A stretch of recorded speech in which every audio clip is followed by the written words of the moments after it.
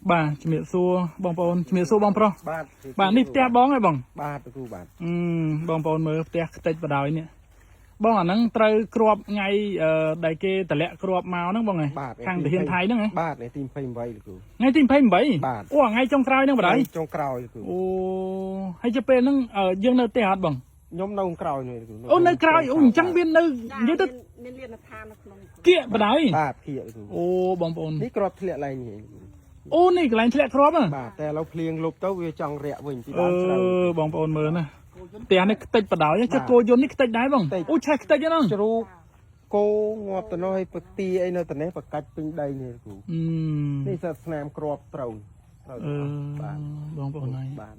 ติดประดาวเนี่ยแต่อัดเป็นซอสไอ้นี่ចុកខ្នងឈឺចង្កេះបញ្ហាក្រពះពោះវៀនរ៉ាំរ៉ៃគេមិនសូវលក់កម្លាំងចុកសោយឧស្សាហ៍ឈឺកុកខ្យល់ញឹកញាប់និងបញ្ហាសុខភាពជាច្រើនមុខទៀតសូមណែនាំបងប្អូនពិសាទឹកយិនសិនម៉ាក់អ៊ីអាចជួយសម្រួលសម្រាលអាការៈជំងឺរបស់បងប្អូនបានផលិតផលសក់ពីប្រទេសកូរ៉េហើយចុះរងថ្ងៃ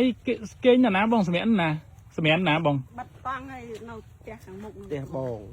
បងខាងមុខបងផ្ទះបងនៅអូបងប្អូនគាត់អត់មានផ្ទះនៅទេខ្ទេចខ្ទីអស់ហើយគោយន្តខ្ទេចអស់អាទេសត្រង់ជ្រុកបាទកន្លែងត្រង់គោកន្លែងសម្រាប់ហ្នឹងខ្ទេចខ្ទីអស់ហើយបងប្អូនណាបាទអញ្ចឹងនៅក្នុងវីដេអូនេះខ្ញុំអត់មានអីច្រើនទេគឺមានតែជំរាបជូនទៅសាធារណជនបើសិនជាក្នុងករណីបងប្អូនចង់ឧបត្ថម្ភជាថវិកាជាអីក៏ដោយជូនមកកាន់បងប្រុសនិងបងស្រីបងអាចតំណងជាមួយនឹងបងប្រុសផ្ទាល់តែម្ដងបងប្រុសបង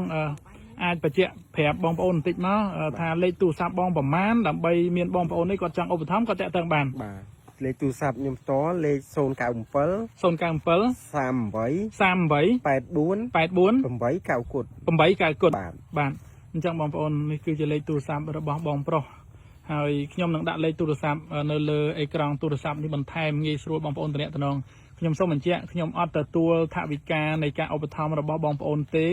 បងប្អូនចង់ធ្វើការឧបត្ថម្ភសូមតំណងមកលេខទូរស័ព្ទបងប្រុសផ្ទាល់ដែលខ្ញុំនឹងធ្វើការដាក់នៅលើអេក្រង់ទូរស័ព្ទនេះបន្ថែមហើយផ្ទះបងប្រុសនិងបងស្រីគឺខ្ទេចខ្ទីម៉ត់ដូចខ្ទឹមហើយបងប្អូនណាបាទគឺអត់មានសល់កន្លែងណាទេអត់មានអាចកែខៃឲ្យបានទេគឺខ្ទេចខ្ទីអស់ហើយដោយគោយន្តនេះគឺក៏ខូចខាតខ្ទេចខ្ទីបាត់បង់ឆេះអស់ហើយបងប្អូនណាបាទអស់លេងហើយបាទអញ្ចឹងនេះគឺជាទស្សនវិជ្ជាជាក់ស្ដែងនៃការតម្លាក់គ្រាប់ពីខាងកងទ័ពថៃបងប្អូនជំនាន់ថ្ងៃទី24ដល់ថ្ងៃទី28ហ្នឹងបាទហើយផ្ទះបងប្រុសនេះគឺធ្លាក់ចំថ្ងៃទី28ថ្ងៃចុងក្រោយតែម្ដងបងប្អូនអញ្ចឹងលេខទូរស័ព្ទខ្ញុំនឹងដាក់នៅលើអេក្រង់ទូរស័ព្ទក៏ដូចជានៅក្នុងខមមិនបងប្អូនចាំតំណងមកបងប្រុសបងស្រីផ្ទាល់តែម្ដងទៅណាបាទអញ្ចឹងពីខ្ញុំទៅមានតែប៉ុណ្្នឹងទេហើយពិតជាចូលរួមសោកស្ដាយបងប្រុសបងស្រីដែលត្រូវ